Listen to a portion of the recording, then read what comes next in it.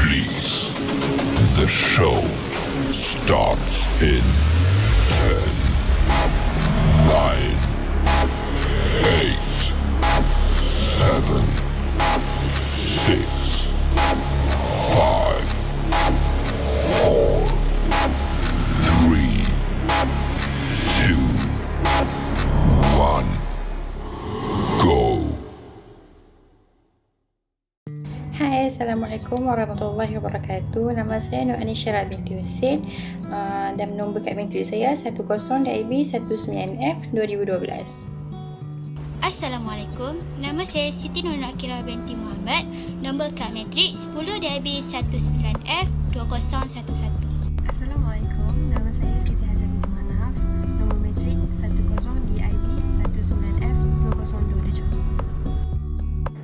Nama saya Logan Antini, anak perempuan Tan Biraja, nombor kad matrik 10DIB19F 2034. Nama saya Faizul Aiman Biran Isam, nombor kad matrik saya 10DIB19F 2018. Assalamualaikum warahmatullahi wabarakatuh dan salam sejahtera. Kami daripada kumpulan 3 ingin membentangkan tentang menjelaskan unit amanah Islam, iaitu yang pertama konsep, yang kedua adalah kaedah purata kos dolar, dan yang ketiga adalah bezakan antara dana tertutup dan dana terbuka. Okey, antara isi kandungan yang akan kami jelaskan adalah yang pertama konsep, yang kedua adalah kaedah purata kos dolar, yang ketiga adalah bezakan antara dana tertutup dan dana terbuka, dan yang keempat pula adalah penutup, dan yang terakhir sekali adalah sumber rujukan. Okey, untuk yang pertama sekali adalah konsep unit amanah Islam. Apakah yang dimaksudkan unit amanah Islam? Okey, yang pertama adalah unit amanah ialah wang daripada ramai pelabur individu yang dikumpulkan untuk membeli beberapa kelas aset yang berlainan dalam sesuatu kuantiti yang besar. Dan yang kedua adalah setiap pengurus dana profesional akan menentukan peratusan daripada dana yang akan dilaburkan dalam setiap kelas aset, yang mana mereka akan mengenal pasti negara dan juga industri serta syarikat yang mempunyai prospek serta pulangan terbaik. Dan yang ketiga pula, setiap pelabur akan menerima unit di dalam dana ini, yang mana setiap unit akan mewakili campuran pelbagai kelas aset seperti saham, bond dan simpanan tetap.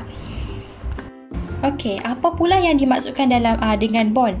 Okey, pada minggu lepas kita dah belajar serba sedikit tentang bond, dan di sini saya hanya akan mengulaskan sedikit apakah yang dimaksudkan dengan bond.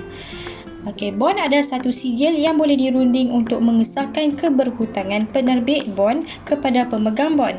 Ia juga boleh dirunding kerana pemilik sijil boleh dipindahkan di dalam sesuatu pasaran. Okey, macam yang seterusnya adalah macam mana kita nak tahu bahawa sesuatu unit amanah itu dikatakan patuh syariah ataupun tidak. Okey, setiap daripada portfolio dana unit amanah Islam akan disemak dan juga dipantau oleh pemegang amanah Islam, iaitu penasihat syariah yang telah dilantik. Bagi public mutual, penasihat syariahnya ialah Islamic Banking and Finance Institute Malaysia, IBFIM. Okey, yang seterusnya saya ingin membentangkan tentang kaedah purata kos dolar. Definisi purata kos dolar adalah teknik mudah yang memerlukan pelaburan sejumlah wang dalam bentuk dana ataupun saham yang sama pada selang waktu yang sama dan tetap dalam jangka masa yang panjang. Yang seterusnya adalah kos dolar adalah strategi yang hampir pasti akan mendapatkan hasil yang lebih baik daripada tujuan untuk membeli rendah dan juga menjual dengan harga yang tinggi. Yang ketiga, harga purata dolar adalah sama dengan bilangan tempoh harga saham pada tarikh pelaburan. Dengan purata harga dolar, pelabur melaburkan jumlah wang yang sama setiap kali mengakibatkan pembelian lebih banyak dalam saham apabila harga saham rendah dan sebaliknya. Purata kos dolar adalah kaedah yang sangat mudah dan senang untuk melabur di pasaran dan mempromosikan pelaburan yang berdisiplin, yang membantu pelabur mencapai matlamat keuangannya. Perbezaan antara dana terbuka dan dana tertutup.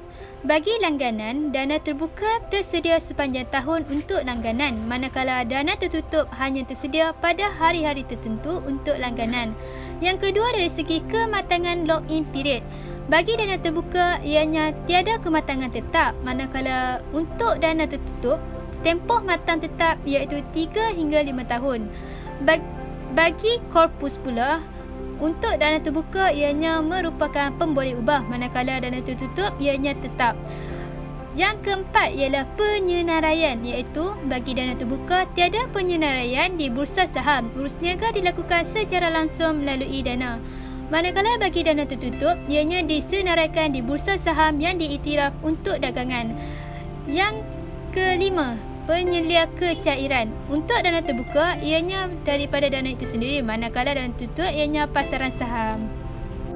Baik, yang seterusnya ialah dari segi harga jualan. Dalam dana terbuka, harga jualan untuk nilai aset bersih akan ditambah beban jika ada, dan dalam dana tertutup, harga jualan merupakan premium atau diskaun ke atas nilai aset bersih. Baik, nilai aset bersih ini merupakan seperti harga saham di mana mereka mengukur nilai satu bahagian dana. Baik, seterusnya ialah dari segi penentuan harga.